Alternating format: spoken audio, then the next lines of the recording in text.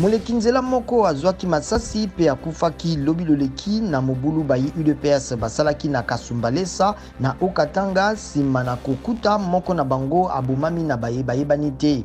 Kolanda maire ya Kasumbalesa bayi UDPS bapanzaki bakomissaria ya police mibale, tribunal de paix, babiro misusu pe biloko ya bato basusu.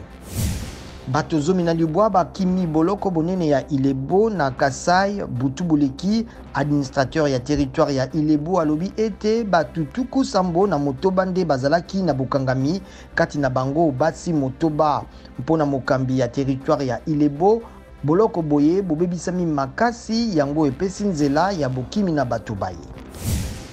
Bakambi ya Russie bayebisi ete bato baye bamekaki mangwele ma COVID-19 masalami na mabele na yango bamonisami lisusu te na bilembo ya bokono boye.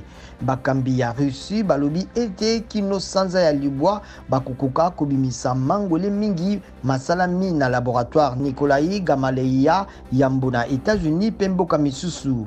Kasi OMS ekebisi na koloba ete mono mokobikisa COVID-19 na mokili mobimba mozali te pe tango mosusu mokozala te ata mangwele mazwami.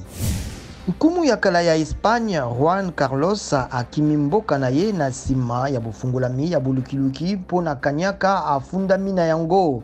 Na mibu tuku mwambe na mibale, nkumu Juan Carlos akumisamaki mingi mpona mbongwana akambaki nsima na bokonzi ya makasi to dictature ya Francesco Franco na 1975.